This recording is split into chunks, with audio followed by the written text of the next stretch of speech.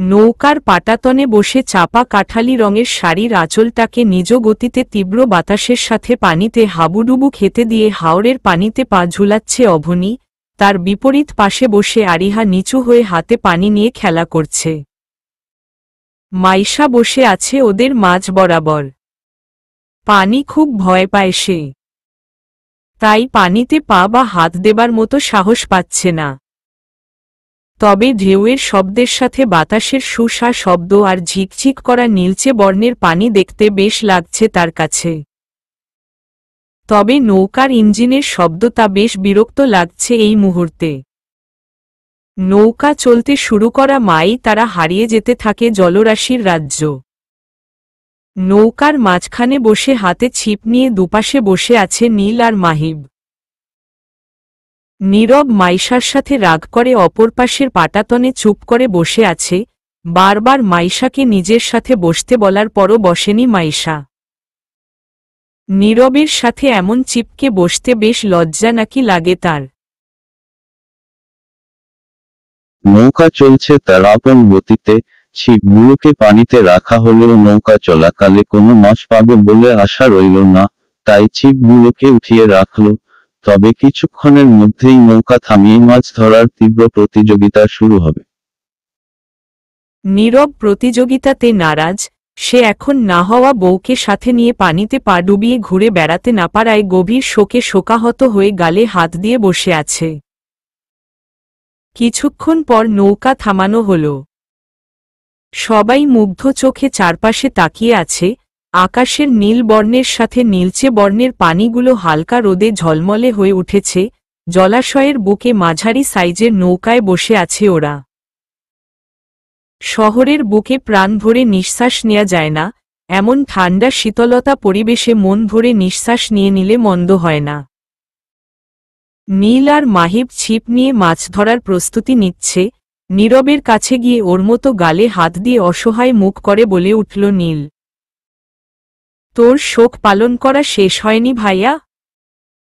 এভাবে শোক পালন করলে বিয়ের আগেই সব চুল পাকিয়ে বসে থাকবি পরে আর ভাবিপু তোকে বিয়েই করবে না রে।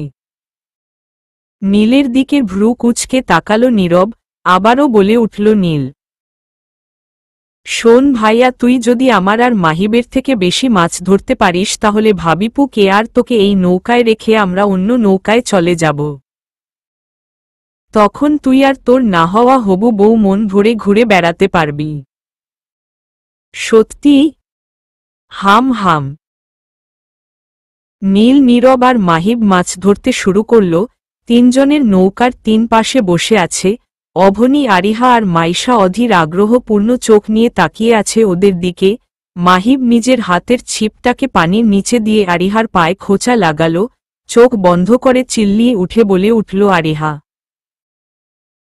আপু সাপ সাপ সাপ, আপুরে সাপে কামড় দিচ্ছে আমারে, আমি আর বাঁচমু না আপু, আমার আর প্রেম করা হইল না এই জীবনে। আরিহার কথায় অভনী পানি থেকে পা তুলে পেছনে ফিরে আরিহার কাছে গেল।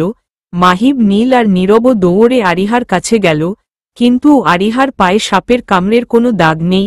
ভ্রু কুঁচকে আরিহার দিকে তাকিয়ে বলে উঠল অভনী, কোথায় সাপ?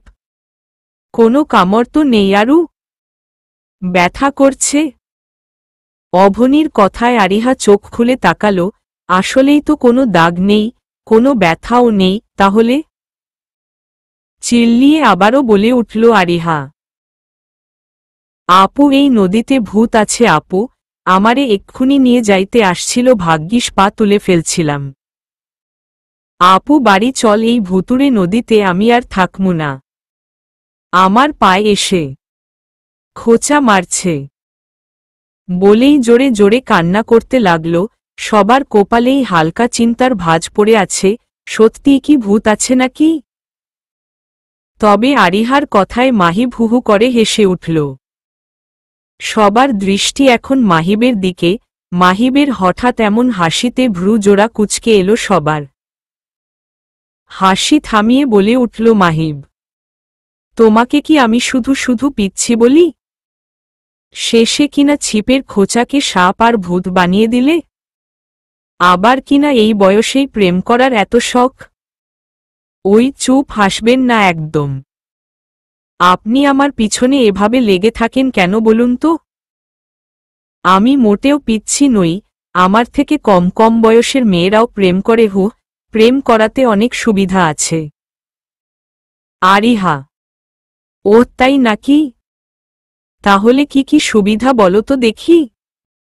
মাহিব: ফিজিক্স, হায়ার ম্যাথ এর মতো বিরক্তিকর সাবজেক্টগুলোতে স্কুলের দেয়াল টপকে বিএফের সাথে ঘুরতে বের হয়ে যায় আমার ফ্রেন্ডরা, কিন্তু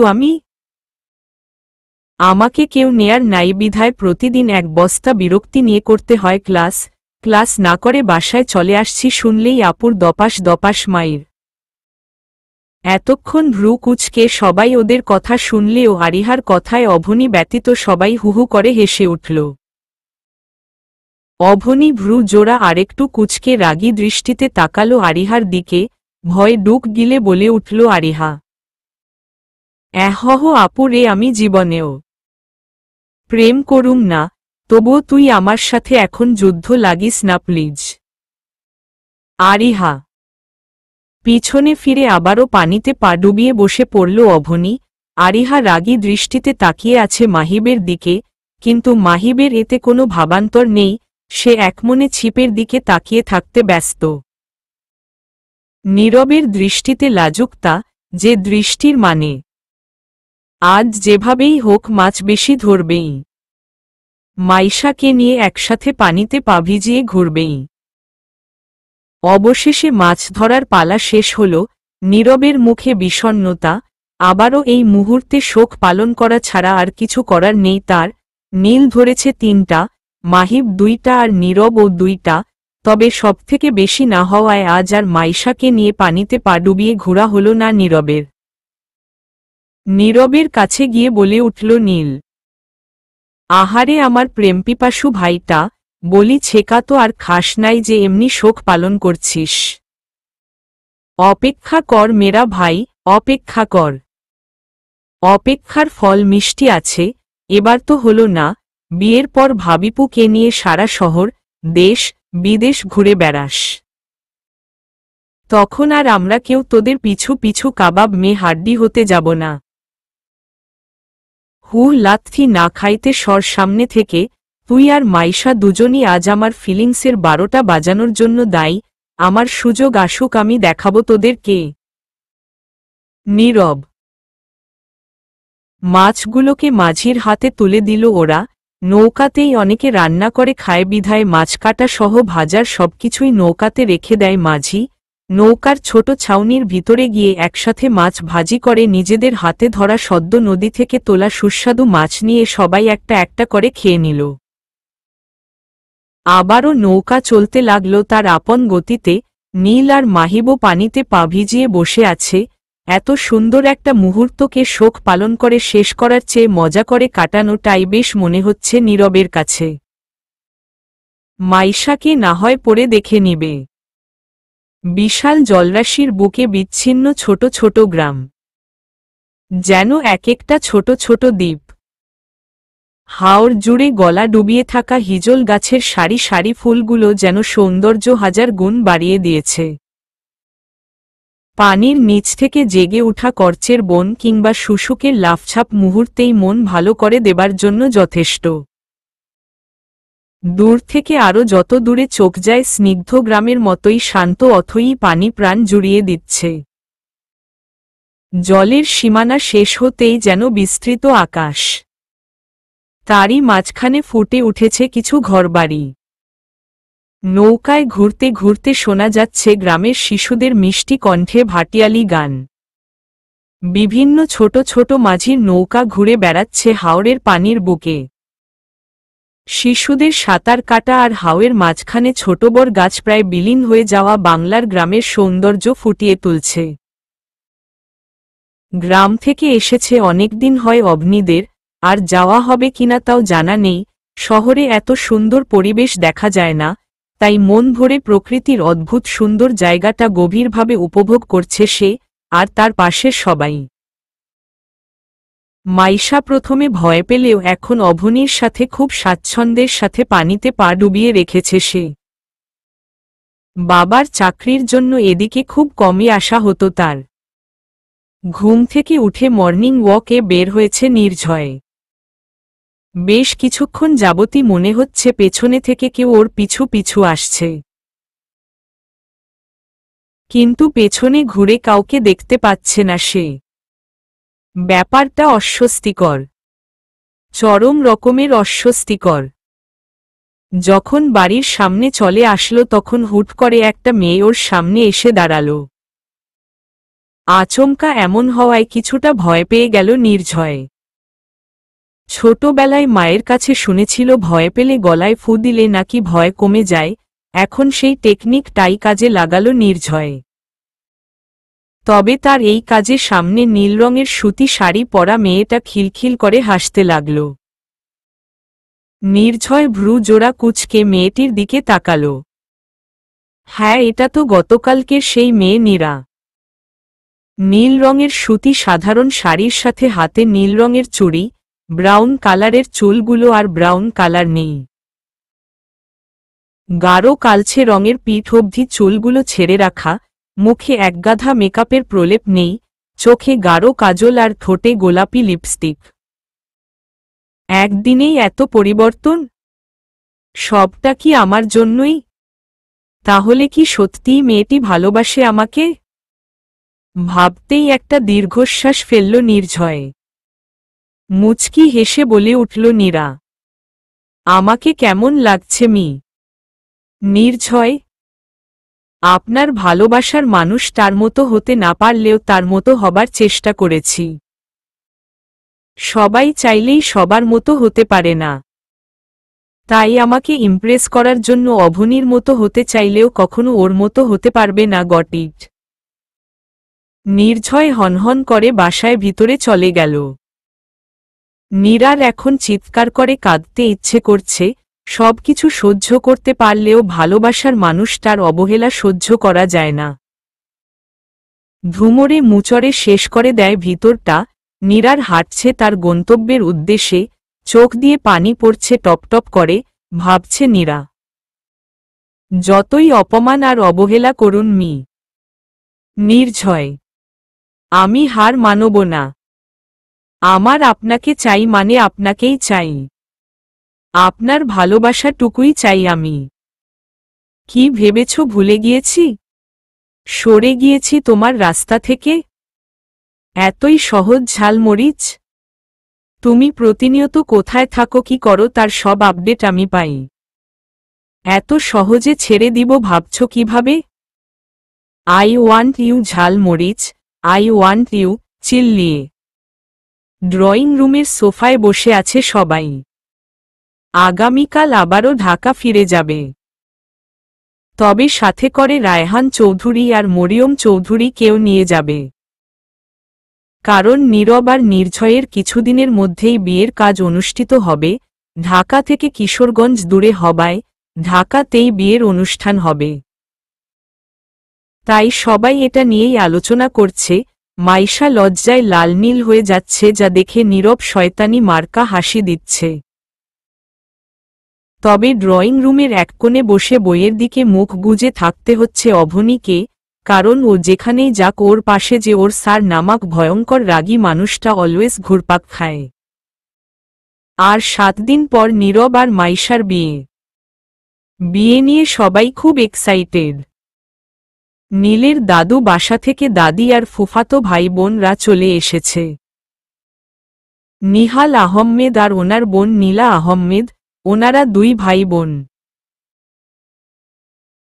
নীলা আহমেদের এক মেয়ে নিতু অনার্স ফার্স্ট ইয়ারের স্টুডেন্ট আর এক ছেলে রামিন অনার্স 3rd ইয়ারের স্টুডেন্ট।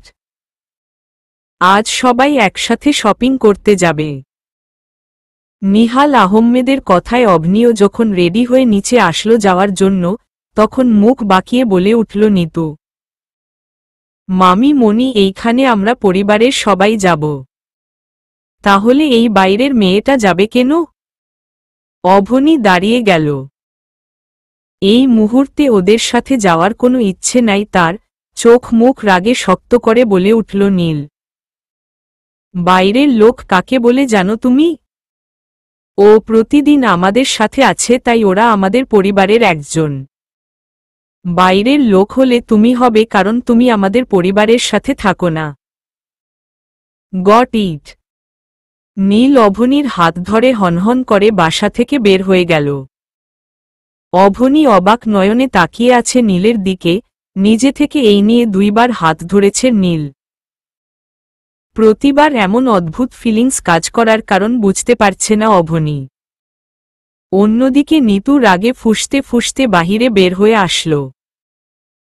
অভনীকে নীলের পাশের সিটে বসতে দেখে নিতুর রাগ আরো 1000 গুণে বেড়ে গেল। মাইশা আর মাহিব নিজেদের বাসা থেকে ওই দিক দিয়ে আসবে। নীল, অভনী আর নির্ঝয় এক গাড়িতে বসেছে। নীরব, নিতু আর রামিন বসেছে এক গাড়িতে। যমুনক ফিউচার পার্কের সামনে গিয়ে গাড়ি থামালো নীল। মাইশা আর মাহিবও এসে দাঁড়িয়ে আছে। সবাই একে একে শপিং মলের ভিতরে ঢুকল, চারদিকে জাঁকজমকপূর্ণ পরিবেশ।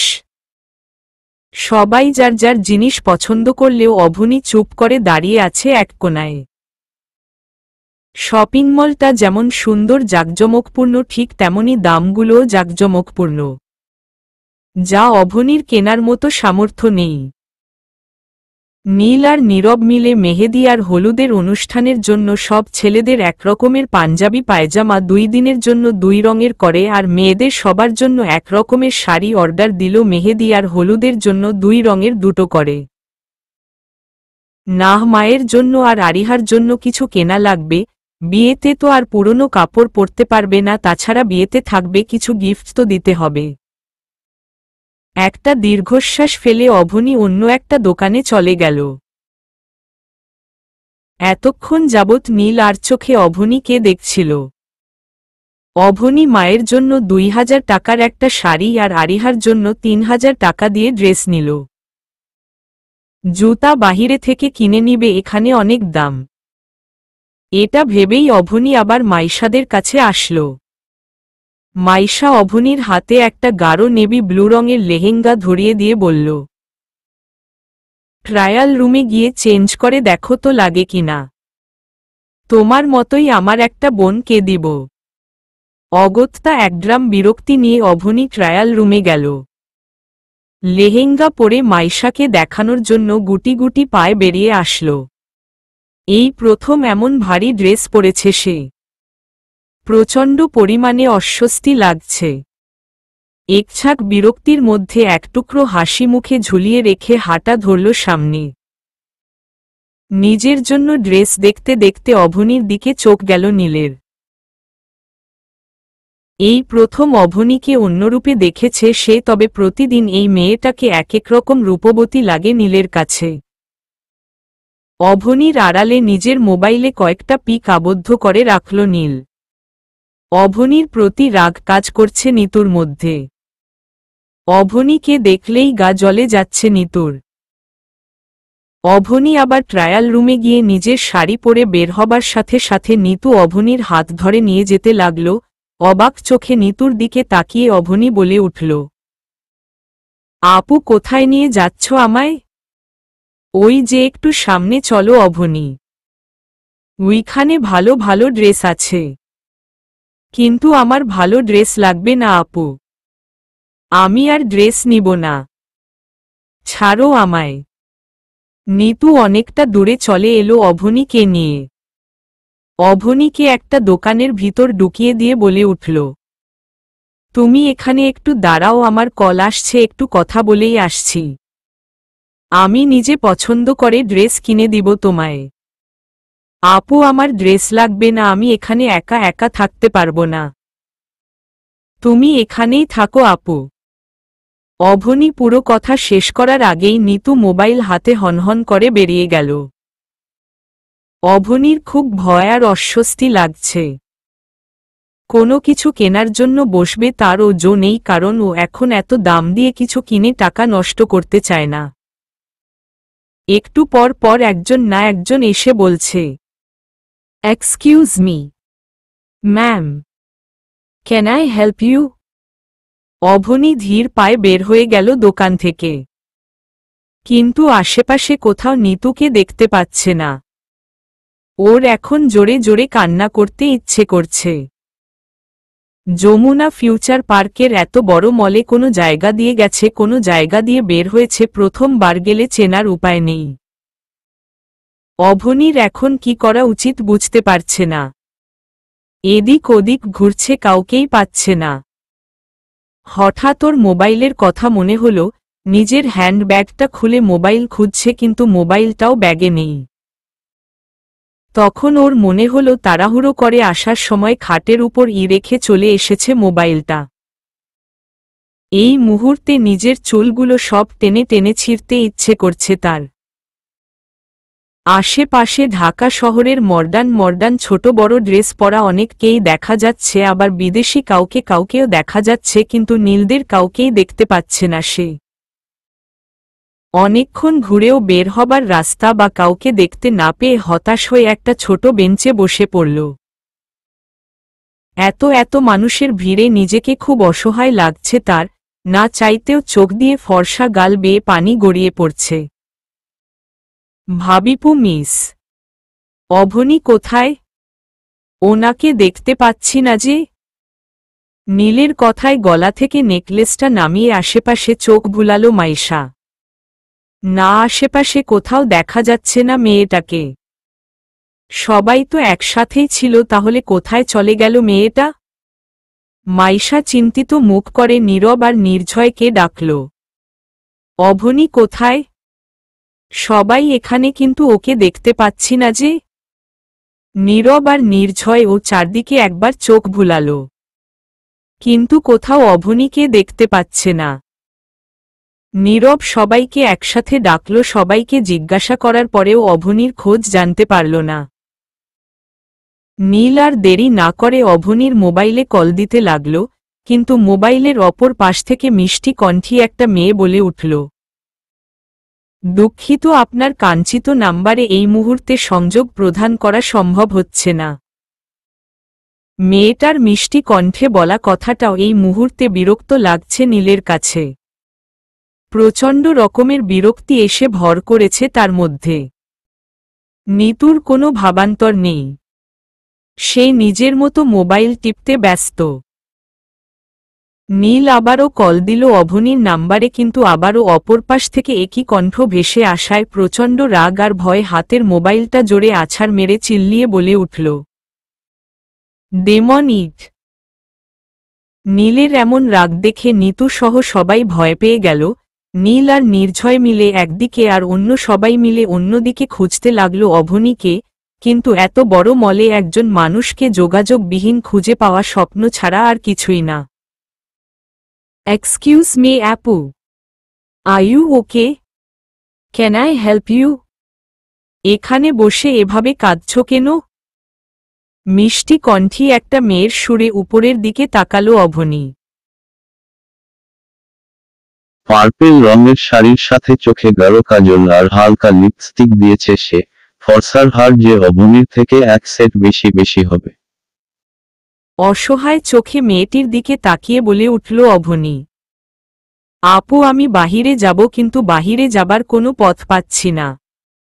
ঘুরে ঘুরে যেন বারবার একরকম জায়গায়ই আসছি। তুমি একা এসেছ?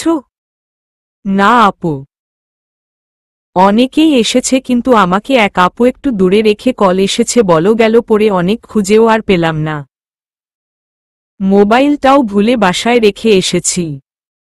ওকে, তুমি আমার মোবাইল দিয়ে কাউকে কল দিয়ে বলো এখানে আসতে।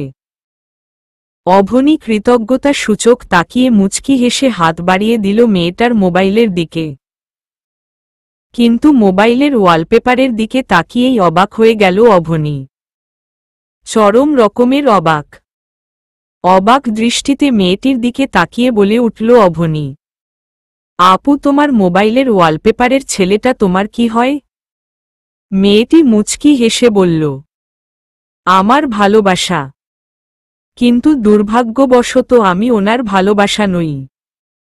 পাশ থেকে আরেকজন মেয়ে বলে উঠল, এই নীরু চলো না, আরও কত শপিং বাকি, আর তুই এখানে দাঁড়িয়ে সময় কাটাচ্ছিস? Shut up. তুই যদি এমন বিপদে পড়তি তাহলে কি করতি? রেগে, আপু আপনার কাছে নির্ঝয় ভাইয়ার ফোন নাম্বার আছে?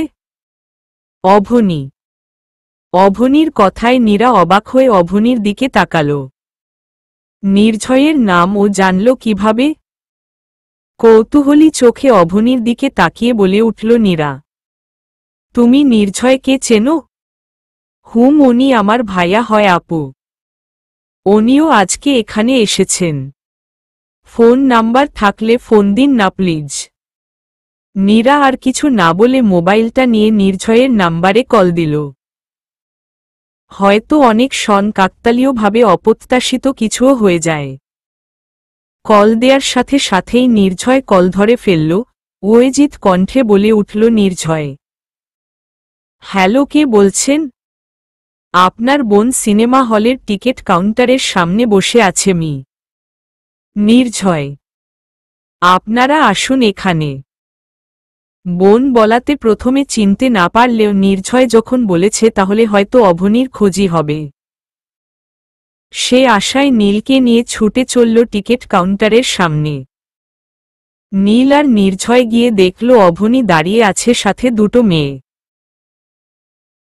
ওদের কাছে যাওয়ার পরেই নীরাকে দেখে বেশ অবাক হল নির্ঝয়। নিজের মধ্যেই নিজের অবাকটাকে হজম করে নিয়ে নীরবকে কল দিয়ে জানিয়ে দিল নির্ঝয়। সবার সামনে অভনীর গালে ঠাসঠাস করে একটা চড় মেরে বলে উঠল নীল, এই মেয়ে আপনার সাহস হয় কিভাবে এমন করার? এত বড় শপিং মলে একা একা হেঁটে বেড়ানোর সাহস কোথায় পান আপনি? সিনেমা দেখার এত শখ? নাকি কোনো ছেলের হাত ধরে চলে আসছেন সিনেমা দেখতে? আসছেন ভালো কথা, মোবাইলটা অফ করে রাখছেন কেন? কাউকে কি বলে আসা যেত না? কি ভেবেছেন আপনার জন্য আমরা শপিং রেখে আপনাকে খুঁজে খুঁজে সময় কাটাবো? Answer me, চিল্লিয়ে। অভনী নিচের দিকে তাকিয়ে কাঁদছে। এই মুহূর্তে নীলের এত রাগের মধ্যে কিছু বলার সাহস পাচ্ছে না সে। এতক্ষণে অনেকেই প্রবল আগ্রহ দৃষ্টি নিয়ে ওদের দিকে তাকিয়ে আছে। নীল আর কিছু না বলে হনহনিয়ে বেরিয়ে গেল শপিং মল থেকে। এতে নিতু মনে মনে খুব খুশিই হয়েছে। আজ আর শপিং করার মুড নেই কারো, তাই নির্ঝয় নীরাকে ছোট করে ধন্যবাদ জানিয়ে বেরিয়ে গেল বাসার উদ্দেশ্য। আজ নীরব আর মাইশার মেহেদি অনুষ্ঠান। বাসায় ইতিমধ্যে মেহমানে ভরপুর হয়ে গেছে। নীরব আর মাইশাকে একসাথেই মেহেদি পরানো হবে বলে মাইশাকে নীরবদের বাসায় এনেই পার্লার থেকে সাজানো হচ্ছে। মাইশা অভনীকে বারবার পার্লারে সাজতেন বললেও অভনী তাতে নারাজ। গোলাপি পাড়ের নেভি ব্লু কালারের শাড়ি আনা হয়েছে সব মেয়েদের জন্য। আর নেভি ব্লু রঙের পাঞ্জাবির সাথে হোয়াইট কালারের চুড়িদার পাজামা আনা হয়েছে ছেলেদের জন্য।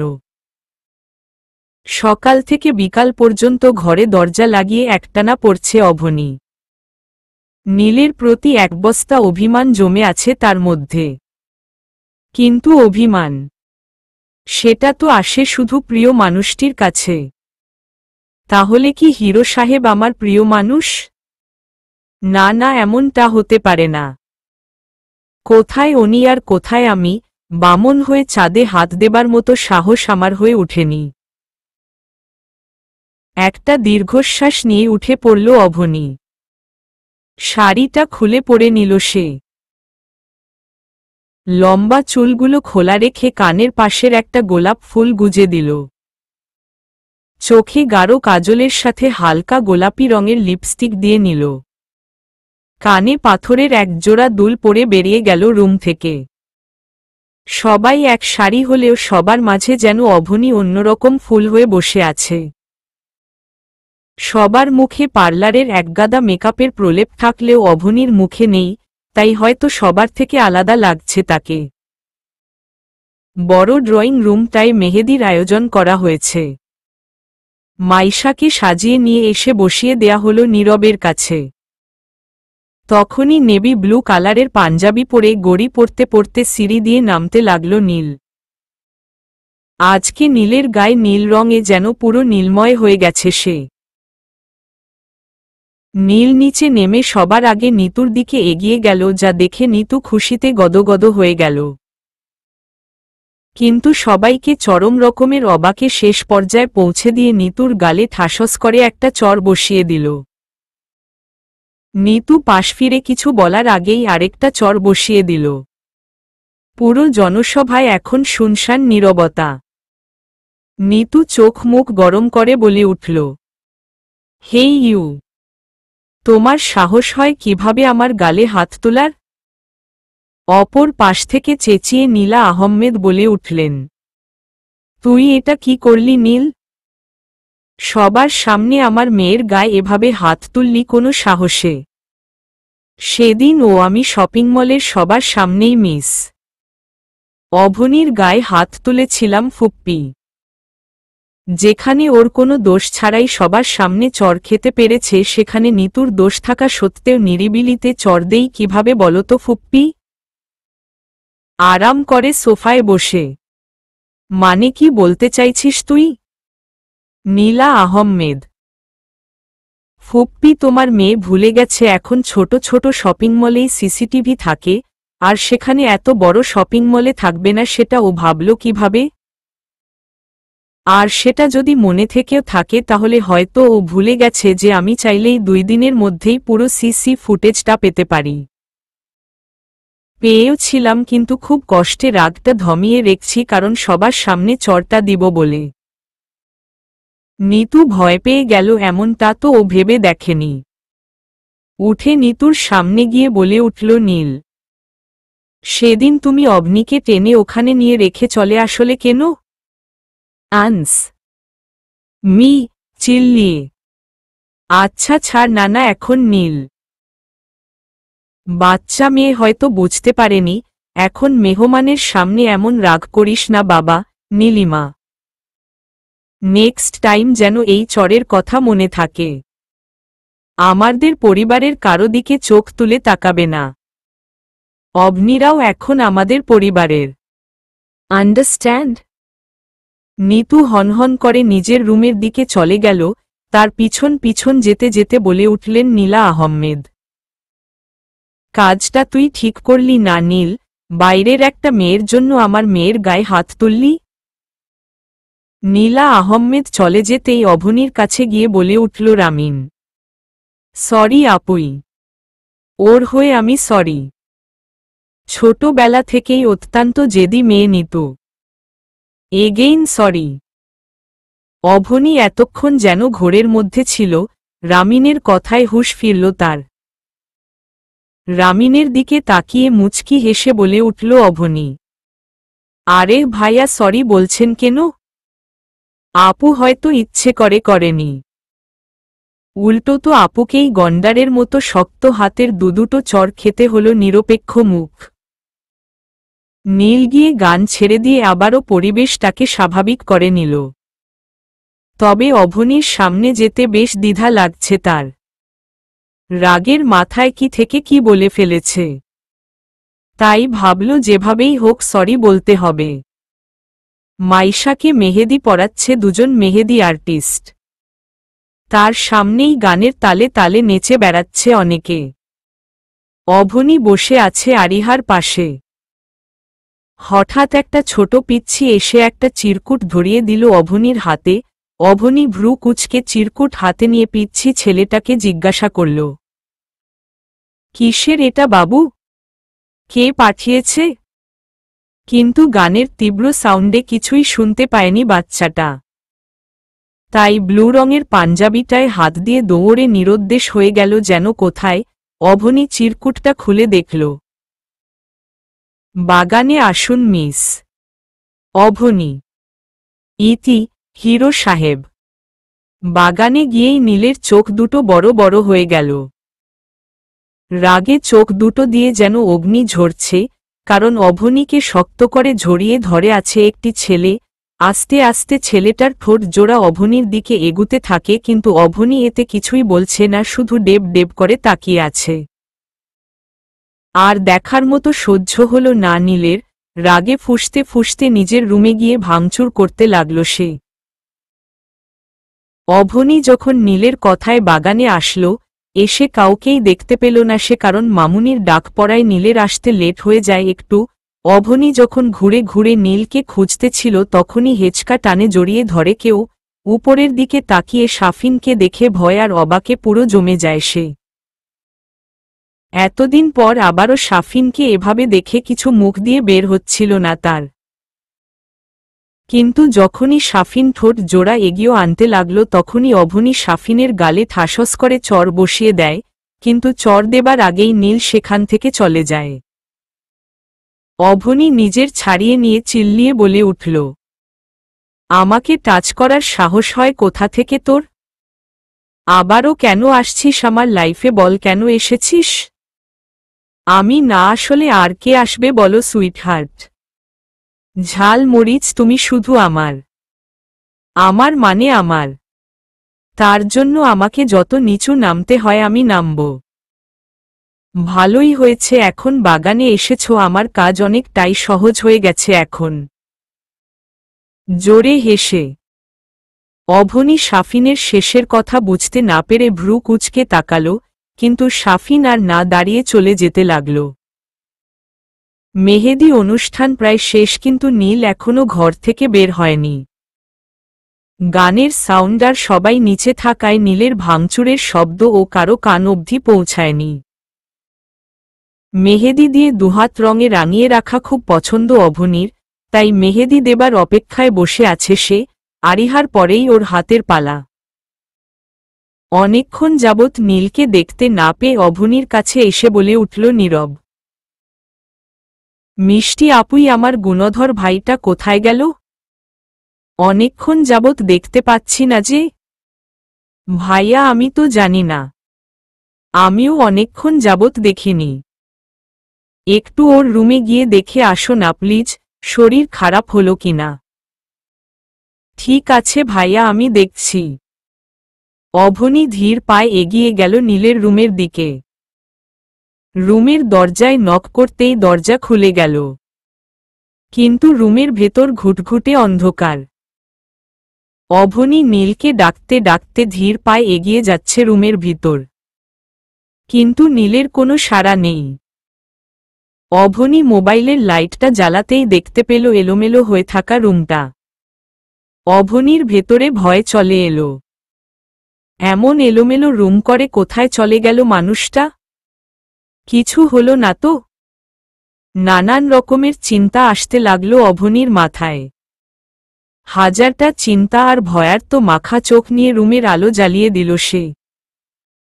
চারপাশে 23 বার চোখ বুলাল, কিন্তু না, নীল কোথায়ও নেই। অভনির এখন চিল্লাতে ইচ্ছে করছে কিন্তু পারছে না। অজান এক অদ্ভুত ভয় নিয়ে খুঁজতে লাগল নীলকে। অভনি ধীর পায়ে আবারও ফিরে আসতে নিলে মনে পড়ল বারান্দার কথা। বারান্দায় তো দেখা হয়নি, তাহলে কি বারান্দায়? আবারও একরাশ আশা নিয়ে বারান্দার দিকে এগিয়ে গেল সে। হ্যাঁ, এখানেই। বারান্দায় এক কোণে বসে পিকুকে এক হাতে রেখে মাথা নিচু করে বসে আছে তার হিরো সাহেব। অভনি নীলের কাছে গিয়ে আস্তে করে ডেকে উঠল, হি রো সাহেব। নীল কোনো সাড়া দিল না। আবারও ডেকে উঠল অভনি, হি রো সাহেব। নীল মাথা উঁচু করে আস্তে আস্তে উঠে দাঁড়াল। নীলের দিকে অবাক নয়নে তাকিয়ে আছে অভনি। চোখ দুটো লাল টকটকে হয়ে আছে। খুব জিজ্ঞেস করতে ইচ্ছে করছে কি হয়েছে আপনার, কিন্তু জিজ্ঞেস করা হলো না। নীল ধীর পায়ে অভনির দিকে এগিয়ে এসে শক্ত করে দেয়ালে চেপে ধরল অভনির দুটো হাত। ব্যথায় কুকিয়ে উঠল অভনি, কিন্তু মুখ দিয়ে কোনো শব্দ করল না। নীল নেশা ভরা চোখে অভনির দিকে তাকিয়ে আরেকটু ঝুঁকে বলে উঠল নীল, আমার এই ভিতরটা বড্ড পোড়ায় একজনের শূন্যতায়। মন খুলে বলতে ইচ্ছে করে ভালোবাসি ভালোবাসি ভালোবাসি। কিন্তু সেটা আর বলা হয়ে ওঠে না। মনের মধ্যে জমে থাকা অভিমানে পাহাড় যখন বুঝতে না পারে সে, প্রতিটা মুহূর্তে মরে যাই আমি তখন। অভনির হাতটা আরেকটু শক্ত করে মুচড়ে ধরে আবারও বলে উঠল, তাকে যখন অন্য কারো সাথে দেখি আমার ইচ্ছে করে সব ঝালিয়ে পুড়িয়ে শেষ করে দেই, ইচ্ছে করে সব বাধা শেষ করে এক নিমিষে বুকের সাথে শক্ত করে জড়িয়ে ধরে বলি, আমার প্রতিটা হৃদস্পন্দনে বলে উঠে, শুধু তোমায় ভালোবাসি, শুধু তোমাকে চাই। বিয়ে বাড়ির মরিচ বাতির আলোয় আলোকিত হয়ে আছে চারদিক, বারান্দায় লাগানো মরিচ বাতির আলোয় নীলের নেশা ভরা চোখে আজ গভীরভাবে হারিয়ে যেতে ইচ্ছে করছে অভনির। আকাশের চাঁদটা মেঘের সাগরে হাবুডুবু খাচ্ছে বারবার। অভনির হাতে থাকা চুড়িগুলো নীলের হাতে নিচে পড়ে থেকে ভেঙে চুরমুর নিচে প্রতিনিয়ত। তার সাথে পড়ছে অভনির হাত থেকে গলগল করে রক্ত। ব্যথার্থ চোখে নীলের দিকে তাকিয়ে আস্তে করে বলে উঠল অভনি, তাহলে বলছেন না কেন? নীল অভনির হাত ছেড়ে ছিটকে দূরে সরিয়ে দিল তাকে। অভনি হাতে ব্যথায় কুকিয়ে উঠে বলল, আহ। নীল অভনির হাতের দিকে তাকালো, রাগী চোখে তাকিয়ে চিল্লিয়ে বলে উঠল, get lost, just get lost my room. আপনার মতো নিচু মেন্টালিটির মানুষ আমার রুমে ঢোকার সাহস পান কোথা থেকে? I said just get lost my room. Abhoni অবাক নয়নে তাকিয়ে আছে নীলের দিকে। এমন হঠাৎ মানুষটার রেগে যাওয়ার কারণ বুঝতে পারে না সে। নীলের অগ্নিভরা দৃষ্টি দেখে আর দাঁড়িয়ে থাকতে পারল না। চোখ দুটো খুব জ্বালা করছে তার। মনে হচ্ছে ঝুম বৃষ্টি হবার আগে মেঘের সেই গর্জনের মতো জ্বলে উঠছে। হয়তো কিছুক্ষণ পরই তার চোখের আকাশে ঝুম বৃষ্টি শুরু হয়ে যাবে। অভনি ধীর পায়ে এগিয়ে নিজেদের রুমে চলে গেল। নিচে পা ঝুলিয়ে রেখে খাটের উপর টুপ করে বসে পড়ল সে। দৃষ্টি এখন বারান্দায় লাগানো রাখা ঝিকঝিক করা মরিচ বাতির দিকে। চারদিকে এত আলো আর হই হুল্লোড়ের মধ্যে নিজেকে কেমন অন্ধকার লাগছে তার। আচ্ছা, এই মানুষটা কষ্ট দিলে এমন লাগে কেন? আচ্ছা, শুনেছি প্রিয় মানুষ তার কষ্টে চোখ এমন জ্বালা করে, তাহলে কেন আমার এমন হচ্ছে? উনি অন্য কাউকে ভালোবাসে শুনে আমার কেন ভিতরটা জলে পুড়ে যাচ্ছে? কে সেই মানুষটা? নিতু আপু? নাকি ওনার ক্যাম্পাসের কেউ? অভনিকে ভাবনার জগৎ হাবুডুবু খেতে দিয়েই দরজা ঠেলে ভিতরে ঢুকে এলো নীল। বিয়ে বাড়ির এত মানুষের ভিড়ে দোতলাটা প্রায় খালি এখন। হাতের ফার্স্ট এইড বক্সটা খাটের উপর রেখে অভনির একপাশে বসে পড়ল নীল। হাতে কারো টানের শব্দে হুঁশ ফিরল অভনির। পাশ ফিরে নীলকে দেখে ভ্রু কুঁচকে তাকালো সে। একটু আগে তো নিজেই বের হয়ে যেতে বলল, তাহলে এখন আবার যেচে নিজেই কেন আসতে গেল? যাক না, উনি ওনার ভালোবাসার মানুষ তার কাছে। আমার কাছে কেন এসেছে? নিজে ব্যথা দিয়ে এখন নিজেই মলম লাগাতে আসছে। হাতে ব্যথায় মলম লাগাতে পারলেও আমার ভিতরটা জ্বলে যাচ্ছে, ওটার কি হবে? এভাবে জ্বলতে থাকলে ভিতর দিকে পুড়ে একসময় যে আমি মরে যাব। হাজারো অভিমানের শব্দগুলো একসাথে জমে ঝুলি হয়ে যাচ্ছে অভনির মধ্যে। নীল অভনির দিকে না তাকিয়ে একমনে হাত পরিষ্কার করে ব্যান্ডেজ করে দিতে লাগল। ব্যান্ডেজ করা শেষে একটা দীর্ঘশ্বাস ফেলে বলে উঠল নীল, আই এম সরি মিস অভনি। আমার রাগ উঠলে মাথা ঠিক থাকে না। কি বলতে কি বলে ফেলি নিজেই জানি না। অভনির ইচ্ছে করছে এই মুহূর্তে কাঁচা চিবিয়ে খেতে নীলকে। কি পেয়েছে কি যখন যা মন চাইবে তাই করবে? নিজের প্রেয়সীর কাছে ছেকা খেয়ে বেকা হয়ে আমার হাত কাটবে? কিন্তু না, এই লোকটার যা রাগ, এগুলা বললে হয়তো আমাকেই কাঁচা চিবিয়ে খাবে। মুখ ফিরিয়ে বাচ্চাদের মতো মুখ ফুলিয়ে ঠোঁট উল্টে অভিমানী সুরে বলে উঠল অভনি, আপনি খুব পচা হিরো সাহেব। মুচকি হেসে বলে উঠল নীল, তাই? হাম হাম। আপনার জন্য আমার আর আজকে মেহেদির রঙে হাতটা রাঙানো হলো না। নীল উঠে দাঁড়াল। অভনির দিকে তাকিয়ে মুচকি হাসল। আবারও বলে উঠল অভনি, আচ্ছা ভাইয়ার বিয়ের পর থেকে তাহলে আপনি আমার রুমে পড়াচ্ছেন তাই তো? ভ্রু জোড়া কুঁচকে জিজ্ঞেস করল নীল। কেন? আমার রুমে কি হয়েছে? বারে আপনিই তো না করেছেন আপনার রুমে যেতে। নীল আবারও মুচকি হেসে উঠে দাঁড়িয়ে হাঁটা ধরল নিজের রুমের উদ্দেশ্যে। আজ নীরব আর মাইশার গায়ে হলুদ। বাগানের সামনে বড় একটা স্টেজে হলুদের অনুষ্ঠান হবে ওদের।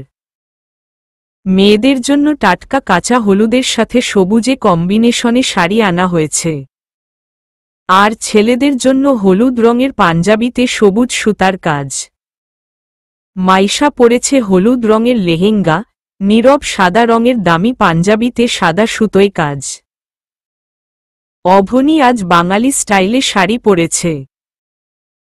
ব্লাউজ দিয়ে কাটা জায়গাটা ডেকে নিয়েছে সে, না হলে মায়ের, ছোট মা ছোট আব্বুর একগাদা প্রশ্নের সম্মুখীন হতে হবে। লম্বা চুলগুলোকে খোপায় আটকে রেখে চারপাশে গাজরা ফুল গুজে দিল। চোখে গাঢ় কাজল, ঠোঁটে হালকা লিপস্টিক, কানে দুল আর গলায় ছোট্ট নেকলেসের সাথে হাতে একমুঠ হলুদ সবুজের চুড়ি পরে নিল সে। আরিহাকেও একই সাজে সাজিয়ে দিল আজ। ছোট আরিহাকে বাঙালি সাজ যেন বড় করে তুলেছে তাকে আজ। দুবোন সেজে একসাথেই নিচে নামার উদ্দেশ্য বের হয়। অভনি পিছে আর আরিহা সামনে। হঠাৎ কারো হেঁচকা টানে চোখ মুখ খিচে বন্ধ করে ফেলল অভনি। চোখ পিটপিট করে তাকাতেই দেখল এক হাত দেয়ালে দিয়ে আরেক হাত পায়জামার পকেটে রেখে তীক্ষ্ণ দৃষ্টিতে তাকিয়ে আছে নীল। ভ্রু কুঁচকে জিজ্ঞাসা করল অভনি, এভাবে দাঁড়িয়ে আছেন কেন? বিয়ে বাড়িয়ে কেউ দেখলে কি ভাববে বলুন তো? তাতে আমার কি?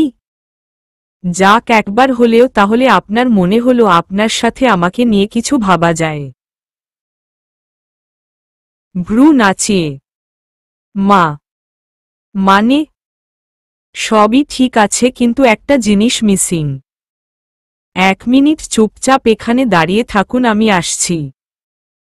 নড়াচড়া করলে শাস্তি নিশ্চিত। নীল লম্বা লম্বা পা দুটো দিয়ে দ্রুত পায়ে চলে গেল। অভনি এক বস্তা বিরক্তি নিয়ে তাকিয়ে আছে যাওয়ার দিকে। 40 সেকেন্ডের মাথায় আবারও ফিরে এলো নীল। হাতে থাকা আলতার ডিব্বাটা নিচে রেখে হাঁটু গেড়ে বসে পড়ল সে। ডান পা টেনে তুলে আলতার লালা রঙে রাঙিয়ে দিতে থাকে অভনির পাজোড়া। অভনি জমে ফ্রিজ হয়ে আছে। নড়ার শক্তিটুকু পাচ্ছে না সে। নূপুর জোড়া পায়ে জড়িয়ে নিচে চলে যান। একদম বাঙালি বধূ, মুচকি হেসে। নীল রুম থেকে বেরিয়ে নিচে চলে গেল অভনি আলতায় রাঙানো পাজোড়ার দিকে তাকিয়ে ব্লাস হয়ে চলে গেল নূপুর জোড়া পায়ে জড়াতে। সিঁড়ি দিয়ে নামতে নামতে চারপাশে নীলকেই খুঁজছে অভনি, কিন্তু না কোথাও নেই। শেষ সিঁড়িতে আসার পরেই পাশ থেকে বলে উঠল নির্ঝয়, ইউর লুকিং সো বিউটিফুল, মুচকি হেসে। ধন্যবাদ ভাইয়া, আপনাকেও খুব সুন্দর লাগছে। নির্ঝয় মুচকি হেসে পাশ কেটে চলে যাচ্ছে। যখন মায়া বাড়িয়ে কোনো লাভ হয় না, তখন মায়া কাটাতে শিখতে হয়। এই মেয়েটাকে দেখলে বুকের ভিতরটা চিনচিনে ব্যথা করে নির্ঝয়ের। ঘৃণা হয় মাঝে মাঝে নিজের প্রতি। কিভাবে পারল সে নিজের বন্ধুর ভালোবাসার মানুষটাকে ভালোবাসতে? ভাগ্যিস আগে জানতে পেরেছিল, না হলে সারা জীবন বন্ধু নামের কলঙ্ক হয়ে থাকতে হতো। সে ব্যথা এই ব্যথার থেকে 1000 গুণে বেশি। এসব ভাবতেই একটা দীর্ঘশ্বাস ফেলে নির্ঝয়। রাত 11টা। চারদিকে গান বাজনা আর হলুদ দেবার দুম থাকলেও নীলকে কোথাও দেখা যাচ্ছে না। অভনির অবাধ্য চোখ দুটো ঘুরে ঘুরে শুধু নীলকেই খুঁজছে। কয়েকজন ছেলে নিজে থেকে কথা বলতে আসলেও খুব সূক্ষ্মভাবে এড়িয়ে গেছে অভনি। ছেলেগুলো তবুও পাশ ছাড়তে না চাইলে নির্ঝয় কাজ দেখিয়ে নিয়ে গেছে ওদের। হয়তো বন্ধুর ভালোবাসার মানুষটাকে বন্ধুর জন্য রেখে দিতে চাচ্ছে। অনেকেই গানের তালে তালে নাচছে। আরিহা নাচতে যেতেই পার্টনার হিসেবে পাশ থেকে উঠে গেল মাহিব, গানের টিউনে বেজে উঠল, আসসালামু আলাইকুম বিয়াইন সাব। গানের তালে তালে নাচছে ওরা। আরিহার কানের পাশে মুখ নিয়ে বলে উঠল মাহিব, আজকে কিন্তু একদম পিচ্ছি লাগছে না বিয়াইন সাহেবা। ইউর লুকিং সো বড় বড়, একদম বউ বউ লাগছে, ফিসফিসিয়ে। মাহিবের এত কাছে আসা আর বলা কথাগুলোতে কেমন লজ্জা লজ্জা লাগছে আরিহার। গানের তালে তালেই ছিটকে দূরে সরে গেল সে। সবার নাচ শেষে সবাই অভনীকে জোর করছে নাচার জন্য। নীলকে এখনো দেখা যাচ্ছে না। হঠাৎ করে ভাইয়ের গায়ে হলুদের দিন কোথায় গায়েব হয়ে গেল ছেলেটা? সবার মন রক্ষার্থে ধীর পায়ে এগিয়ে গেল অভনী নাচার উদ্দেশ্যে। সামনে যাওয়ার সাথে সাথেই আলো বন্ধ হয়ে গেল। আস্তে আয়াতে আবছা আলোর সাথে ফুটে উঠতে লাগল রোমান্টিক গানের টিউন, হাম ম তেরে বিন। অভনী গানের তালে একা একাই নাচতে লাগল। হুট করে মাস্ক পরা একজন অভনীর সাথে তালে তালে কাপল ডান্স করতে লাগল। লোকটার প্রতিটা ছোঁয়ায় বারবার কেঁপে উঠছে সে। খোলা পেটে হাত রাখতেই ঠান্ডা অনুভব করে কেঁপে উঠল অভনী। চোখ জোড়া নিজে থেকেই বন্ধ হয়ে গেল। কিন্তু লোকটার এতে কোনো ভাবান্তর নেই, সে নিজের মতো করে গানের তালে তালে অভনীকে নিয়ে নাচতে ব্যস্ত। গান শেষ হতেই আলোর সাথে ফুটে উঠল চারদিক থেকে হাততালির বাজনা। অভনীর চোখ দুটো খুঁজছে তার ডান্স পার্টনারকে, কিন্তু না। শুধু হলুদ কালারের পাঞ্জাবি ছাড়া আর কিছুই দেখতে পেল না মানুষটার।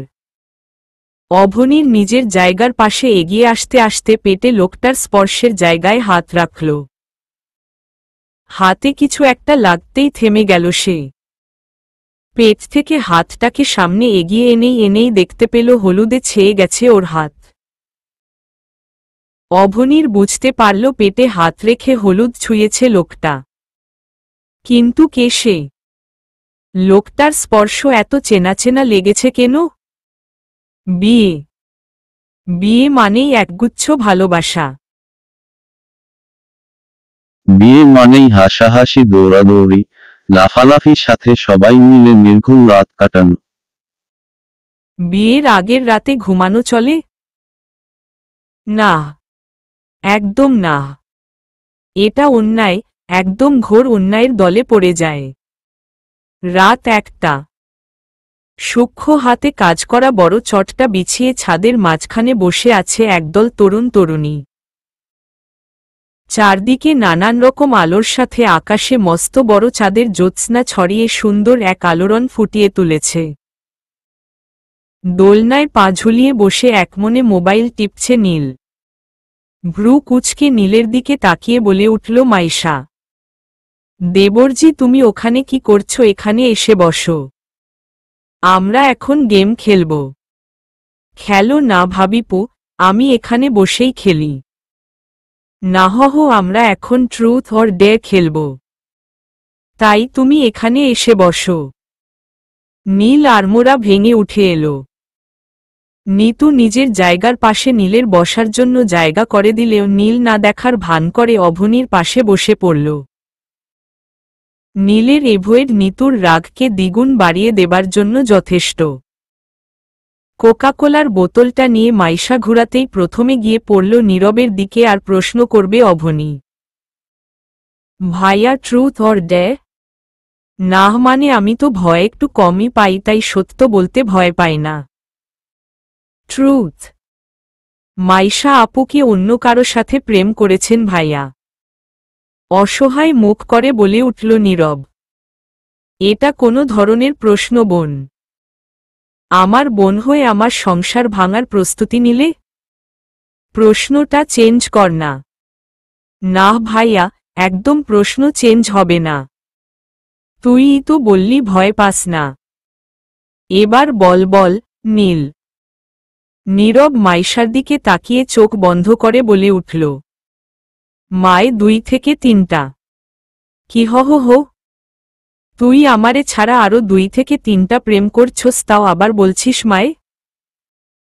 দাঁড়া, তোরে কালকে রাতে দেখামু মজা। নীরব অসহায় মুখ করে মাইশার দিকে তাকিয়ে আছে। এতক্ষণে ছাদ কাঁপিয়ে হাসির রুল পড়ে গেছে সবার। হাসতে হাসতে বলে উঠল নীল, ভাইয়া রে, তোকে কালকে রাতে ভাবিপু বোঝাবে মজা, এমন না হয় সারারাত কান ধরে দাঁড়িয়ে থাকতে হয়।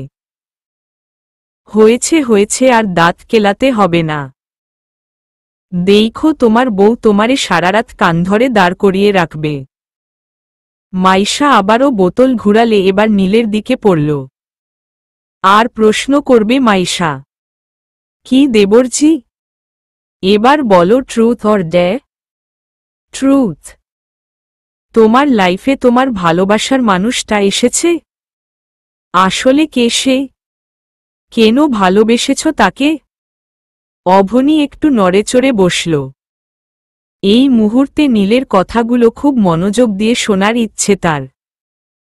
একটা দীর্ঘশ্বাস ফেলে বলে উঠল নীল, হ্যাঁ এসেছে। ওহহ, তাই নাকি? তা কে সে? Guys, do you want to listen? Maisha. Yes, সবাই। অভনির আর শুনতে ইচ্ছে করছে না। নীলের মুখে অন্য কাউকে ভালোবাসে শুনতে কেমন যেন হিংসে হচ্ছে তার।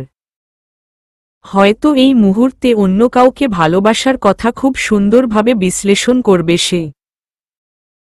ভাবতেই চোখের কোণে জমাট বাঁধল অভিমানের নোনা পানি, চোখ জোড়া বন্ধ করে বলে উঠল নীল, আমি তাকে অকারণেই ভালোবাসি। আমাকে যদি জিজ্ঞেস করা হয় হোয়াই আই লাভ হার, তাহলে বলবো কোনো রিজন নেই। অজানা কোনো কারণে ভালোবেসে ফেলেছি তাকে। হয়তো এমন অজানা কারণেই অন্য কাউকে ভালোবাসে সে। ওর সাথে কথা বলতে না পারলে দম বন্ধ হয়ে আসে আমার, হয়তো ওই অন্য কারো সাথে কথা বলতে না পারলে দম বন্ধ হয়ে আসে। ওর একটু ছোঁয়ায় শরীরে শিহরণ জাগায় আমার, কিন্তু ওর হয়তো না। অদ্ভুত এক ভালোবাসা আমার। তবুও দিন শেষে ওর দিকে অপলকভাবে তাকিয়ে থাকার জন্য মরে যেতে ইচ্ছে করে। কিন্তু সে বুঝে না, বড্ড অবুঝ সে। তবুও এই অবুঝ মেয়েটিকেই চাই আমার। দিন শেষে অবুঝ মেয়েটিকেই বুকে চেপে রেখে বলতে চাই, ভালোবাসি, ভালোবাসি, ভালোবাসি। সবার হাততালির শব্দে ঘোর কাটল অভনির। মানুষটা এতটা ভালোবাসে কাউকে? এতটা? পাশ থেকে ওয়েজিত কণ্ঠে বলে উঠল আরিহা, ভাইয়া ওয়ান সাইডেড লাভ? মেবি, মুচকি হেসে।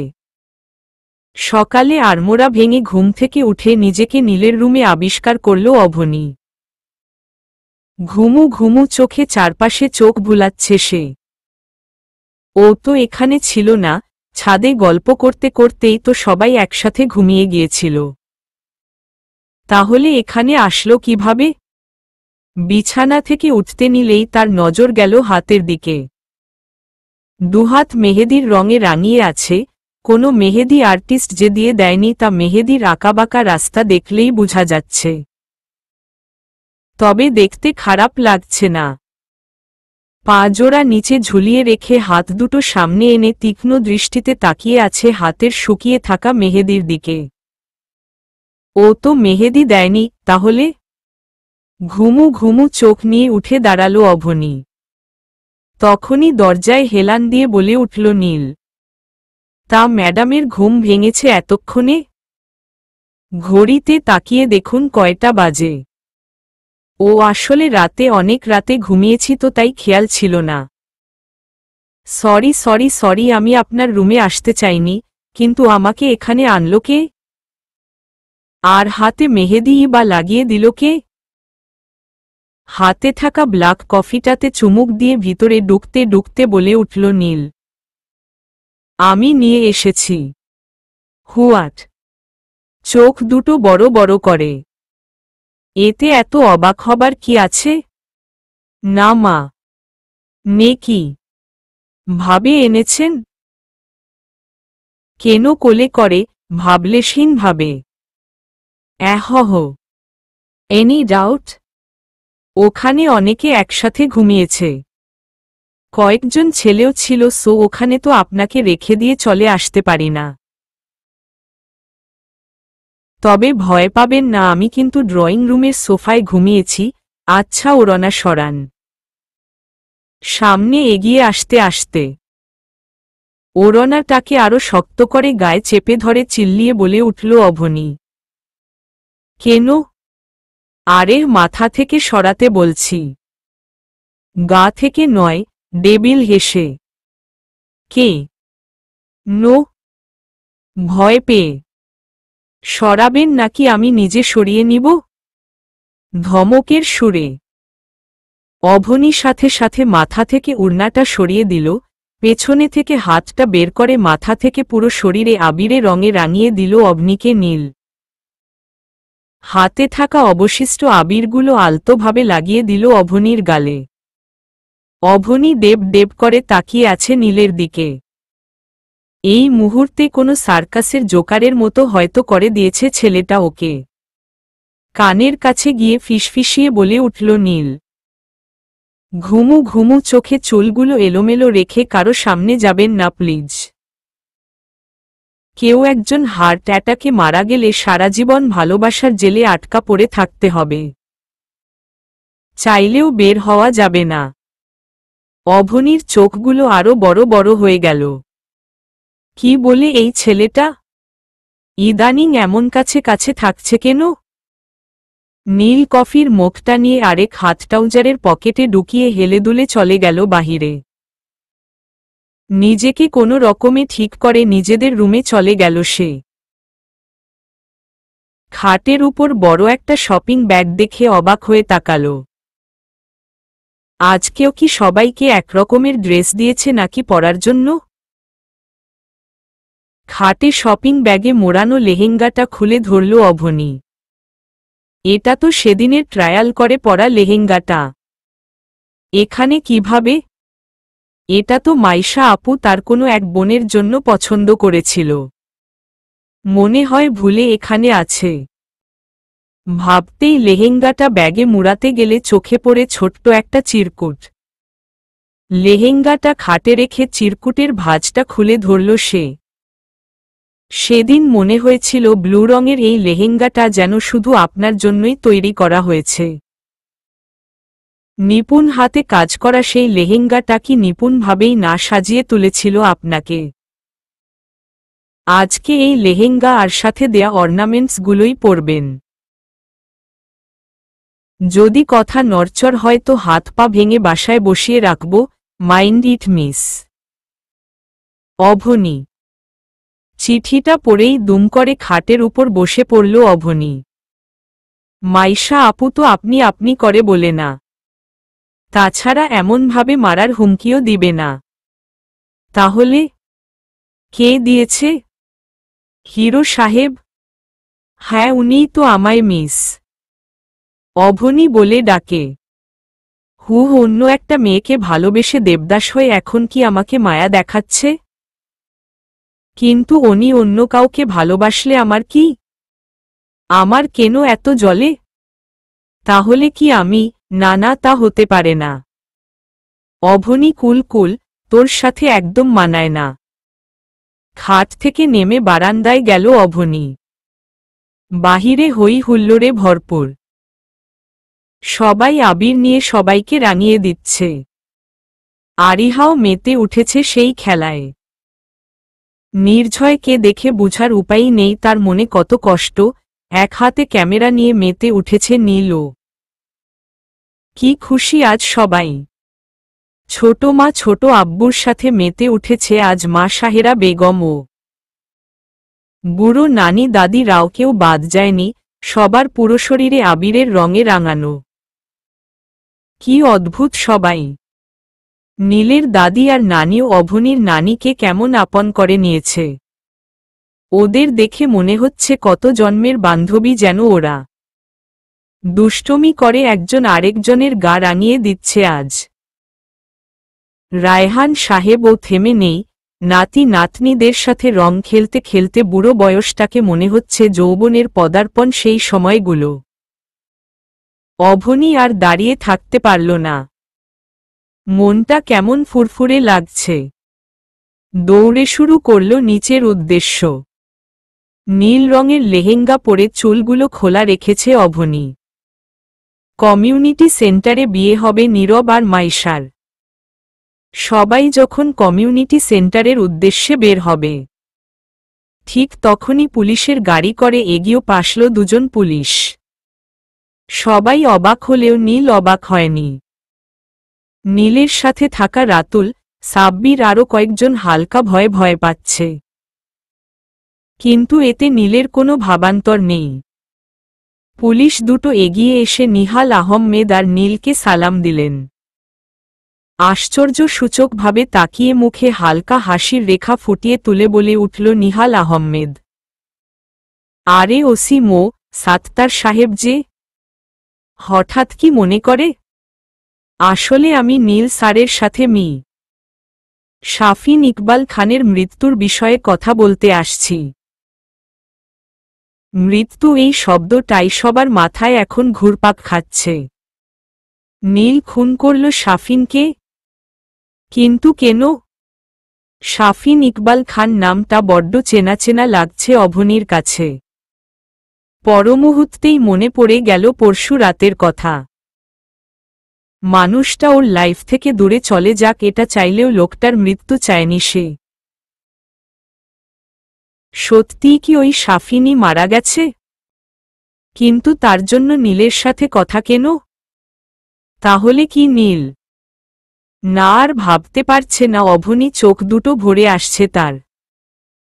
একজন মানুষ হিসেবে আরেকজন মানুষের মৃত্যুর খবরে হয়তো এমনি লাগে, হোক না সে খারাপ মানুষ। অবাকের চরম পর্যায় কাটিয়ে বলে উঠল নিহাল, কিন্তু নীলের সাথে কেন? ও কি কিছু জানে?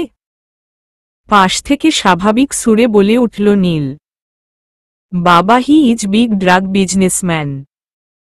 আর তার সম্পর্কেই আমি কিছু জানি, তাই এসেছেন ওনারা। তোমরা যাও, আমি এদিক দিয়ে থানা হয়ে চল যাব। তবে ওসি বিয়ে বাড়িতে এসে কাজটা ঠিক করেননি। Sorry sir. বাবা তোমরা যাও, আমি আসছি।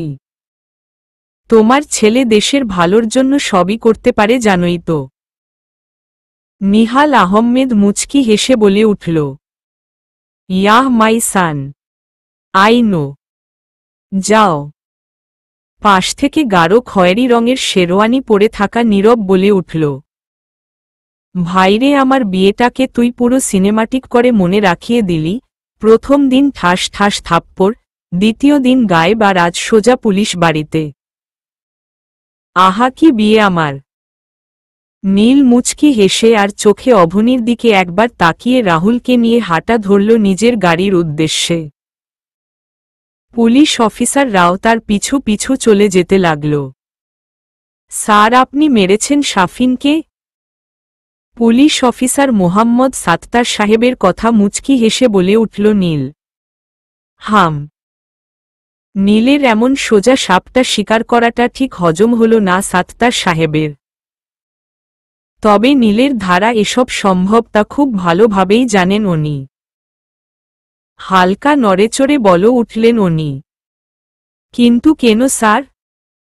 নীল আরেকটু সামনে গিয়ে অফিসারের দিকে মাথাটা ঝুঁকিয়ে দিয়ে বলে উঠল, আমার কলিজার দিকে হাত বাড়িয়েছে। মা নে। খুব সহজ সাত্তার সাহেব। শাফিন ইকবাল খান আমার ভালোবাসার দিকে হাত বাড়িয়েছে। আমার ভালোবাসার মানুষটাকে যন্ত্রণা দিয়ে পা কেটেছে। আমাকে অ্যাক্সিডেন্ট করে হসপিটালে ভর্তি করিয়ে আমার জান পাখির চোখে পানি এনেছে। আবার আমার বাসায় গিয়েও আমার ভালোবাসার দিকে হাত দিয়েছে। তবে আমার জান পাখি ওকে ঠাটিয়ে চর বসিয়ে দিয়েছিল, যা আমি আজকে রাতুলের কাছে জানলাম।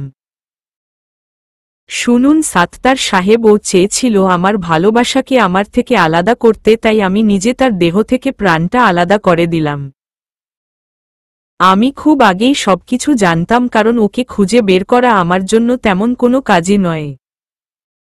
শুধু ওর ড্রাগ ব্যবসায়ের জালটা বের করতে সময় লেগেছে। ও লেখাপড়ার পাশাপাশি ড্রাগ ব্যবসা করল। এত ছোট মাপের খেলোয়াড় হয়ে আমার সাথে খেলতে এসে বড্ড ভুল করে ফেলেছে। নীল আরাম করে চেয়ারে হেলান দিয়ে বসে পড়ল। সাত্তার সাহেব উত্তেজিত সুরে বলে উঠল, কিন্তু আপনি তো গোপনেই ওনাকে মারতে পারতেন। তাহলে এভাবে কেন? কেন এভাবে মারাতে আপনার কোনো সমস্যা? টাকা পাবেন, এটা তো আরো খুশির খবর আপনাদের জন্য। না মা, নে, আপনাদের কাজই তো এসব। সাত্তার সাহেব, আমি চাইলেই পারতাম মেরে লাশটাকে গুম করে দিতে, কিন্তু শাফিন খান ভুল করলেও ওনার বাবা মা তো করেনি, তাই শেষবারের মতো ওনাদের দেখার সুযোগ করে দিলাম। তাছাড়া সবাই দেখুক ডার্গের ব্যবসায়ীদের কত কঠিন মৃত্যু হয়, যা শাফিনকে দেখতে পেলেই বুঝতে পারবে ওরা। তবে হ্যাঁ, আমার পারিবারিক বিষয়, ভালোবাসার মানুষ, তার কথা যেন কেউ জানতে না পারে, তাহলে হয়তো আপনারও শাফিনের মতোই অবস্থা হবে। নীল উঠে ব্লু রঙের ব্লেজারটা এক হাতে নিয়ে আরেক হাতে সানগ্লাস পরতে পরতে বের হয়ে যেতে লাগলো থানা থেকে। তার পিছনে থাকা রাতুল টাকা বের করে ওসির টেবিলে রেখে হাঁটা ধরল নীলের পিছন পিছন। চলবে।